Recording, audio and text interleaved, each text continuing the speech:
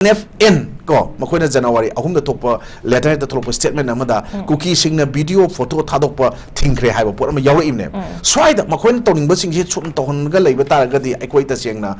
kano da machi na kai to le kan da this has allowed armed group to strengthen their power aduga violence is starting from May 2020 se hen strengthen ohele have a positive even SP office to gai bagi pot lai bani gari to gari bani ko aduga masa su evening gari bani ko kore torbodu authority ga wakhal tamina badi hai authority se kana no khang de ko zaida who is the competent authority here in the state of Manipur ko ji sanale ba ke pau se ge kano the phone da inga si thengna bani ngasi paper da ko so is the counter blockade to ni har ko post da handok ko male maram di cookie se marin pa da kangu ne nga ki koi yana ba lai kangu ne lawe ko hoji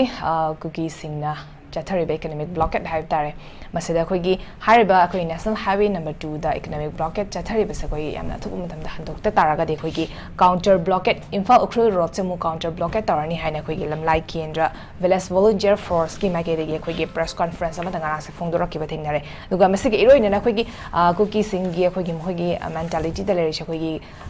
national highway sing da khoi gi chathari ba khoi gi lambi sida khoi gi blockade ta taraga de khoi gi masida khoi gi ekara id eka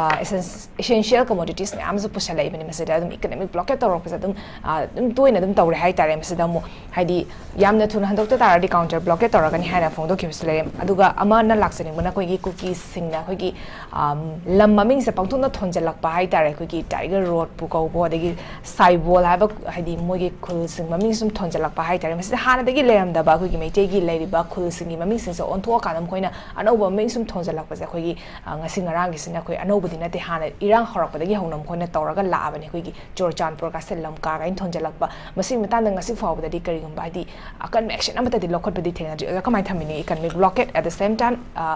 maming nauna thonjalak te tang se akoi na da sengna haraga di da sengna akoi gi cookie fruit sing jina toriba makoi jathra iba lalong sing sti yam sang na yala ba lalong amani ase akoi na 2023 gi me ahum dagi hogune haiba ta ga so masigi mamang dagi makoi gi jalengam project manung da yawm mi posai kun tra mamang dagi fadana yala kana makoi di tongana cookie jo community gi alum country ama state ama semba aru tongan ba administration ama na tan gi pot ama lai adu yam nuai tri pot se karna sangmana ngasi parliament da pukut ki wafam ama ka chu ngarang koi na video mathengok thengne telangana tagi matang dimasa na tanu matang karvelong tanu matang adagi tongan mayam ama puthoga ko masigi puthoraga mana thammi swai da cookie len kana yaw ri mana pan mada ko swai si NPP na NPP political party or Manipur lay kangu singna madugi poto sengdo phom thu ena khale manam di akoina mase political party na tragasu praja moina ngasi smile ngai da khoi mai achak pada khoi gi thau hajin baga chapane ba karna na nang to ipo chi ko aduna tang kya da khoi Manipur da ma lakane kai ba se khoi mai muthat pala ko na ta mai chukhat pala ko gi pot am oidori bra hai bagi question ma ngarang gi ma gi dum statement mana parliament da piri ba ko tongan ba ma gi ngasi gi separate administration taliba mayam singsta tongan ba separate state taliba da mana comparison se America daga pi ko USA daga USA na smai to budi araga makoi mayam madum lai bi araga koi gi USA gi 1/3 chawr ko isi kari yaro gai to pot magi kano pi swais da admaina pi ba taraga di koi ta sengna terrorist sing sigi pot sing singa sai governor na NSA gi matang pukal to hudam taraga di nahan Banos Prabhakar SP kabu pi da masit nung thajalaga tang ahum gi nungdang relay protest le do ko tu na to budu madu gi nungdang la toiba thoiba thodo wathok sing se amta yengbiyo ba madu central security process mayam sing se withdraw to haibani makoi na haiba se ko withdraw to haiba si gi kai no hai kan da akoi makoi leiba taraga di makoi na tawningi ba thabuk sing du tawba yadre haiba ga chapmane adu taraga di akoi ta sengna makoi na tawning ba tawba maming thonjan ba ojik pan bi report mayam thun ton ba taraga di kai no da masung ba pot mayam sing sina ngasai makoi gi relay du kana no organize to wena thiba mathau ta do ko tu no organize to we ko tu no organize to matam da relay du ki ai ungdin da yam peaceful na tawi yam peaceful relay malale aluga nungdang gi matam da ta sengna makoi na thomai nung se krai de no hai matam da video mayam viral ori bani yang biyo ba sidai da koi video sing da kai dawre akoi ayuk nungdin matam sida nupi mayam sing mau na ha nupi le chai mayam thola ga nung sing fam chan chan na koi khut ta pai ba chan ba nung hai ba tare ko थोम नुंगाइगदब नुंग size से पदना पैसलगा थंबगी पोट लेबने सिगिसिन नुंगदांग थोला थोमिने देन कुकी की लालोब कांगू पार्टिकुलरली मधु केनेब कांगू ओइगदोइरा मरमदि केनेब की स्टेटमेंट नोंगांग थोलपदना हाइबनिको तारिक अहुमदा थोलपदना अदुगी नुमितुगिदा कइनो हाइकांदा मधुदा खुलाई पाइरगा ओपन ओइना highly sophisticated weapon M16 AK rifle adagi SLRs ka mayam pairaga apapa noi mayam pairaga lambi da thol ab ado khara mana huji makhoi gi video tweet tawba nataga statement kano sing da koina thengnai kaino hai kan da madu lan yaw bu lak nate irang sa ga lak nate irang toy bu lak sing kham bani kai moi propaganda ji ngo then adagi KNFN ko makhoi na January ahum da thokpa letter da thokpa statement amada cookie sing na video photo thadokpa thingkre haiba pot ma yaw imne swai da makhoi na toning ba sing ji chun to ga leiba taragadi aikoi ta sengna kano da machis na kai to le kan da this has allowed armed group to strengthen their power aduga violence is starting from May 2020 hen strengthen ohele have a positive even SP office to gai bagi pot lai bani gari to gari bani ko aduga masa su ibni gari bani ko sumba pot mayam ama adu tagre khoina swai ning jing cheba khoi Kamal Babu mangi bi matang khoina kitang chinghan jarak bani ko swai the German road from Kampupi to Sampur kamaina CME adu masigi thikada mayam de mai tei bachane na hai ko moina pi ba mo khoi keno mayam da thengnagi bani khoi marak da sumbala makang de adu the missing of Kamal Babu da khoina ngasi tumina like kamaina masigi pochi tiger ka wami amna halan mena tong mayam amangasi social media thina ikhoina let subject to correction oiraga su pirai ba mayam singsiga chana ga do pot man ba pot haiba ama leidana ko summa mayam amadana khoi gi tasengna haiba ta ga di ikhoi tasengna article 162 da ikhoi karipi ikhoina sumaina 162 the executive power of a state will extend to the matters with regard to which the legislature of the state has power to make law in a period 162 da ngasi do state na kari gi damakta ikoi gi tongana legislature sing da law semba ya we potu kari gi pidri aduna ngasai gi ikoi na article 154 da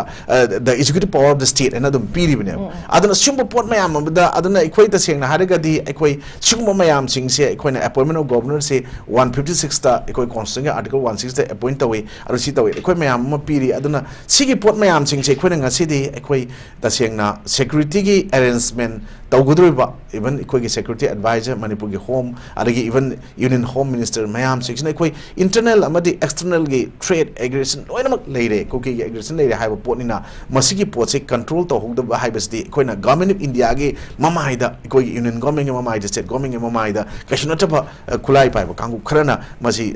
phataba tension baga chapmane laweba sigi potse de ikoi praja sing na ngasi piri ba comment opinion observations de ikoi na ubu kharadune sigi uriji gi matakta henna makhoi na ubam thokpani adu bitagadi ikoi na swaida ikoi na look is policy act is policy na government of India na yam torom kai connectivity si manipur gi horakanda atop mayam ama trans highway transit I was sema kanda look is policy act policy makhara sem no honoriba pot mayam sing sigi pot se khalla kanda ta sengna cookie fruit sing se yoga thamda bi ade aduga manipur gi praja miyam je bali gi haming oiba taragasu madugi potu mai pahanda bi ade na khalibra maramdi Indian Myanmar Thailand gi trilateral highway se masigi posina ikoi nga gi tak province pok yogudu pot ne 1160 kilometers se ikoi gi Myanmar far set kadoi ne ba sigi sina hayeng mu connectivity se kai pira kana Laos adagi Vietnam Cambodia Thailand singba mayam samnarakani highway ne adana sina GDP da ikoi 17 billion na kar koi pm da sigi pot laibani na ikoi ta sengna haiga di ikoi masai da ikoi na ningsang a counter blockade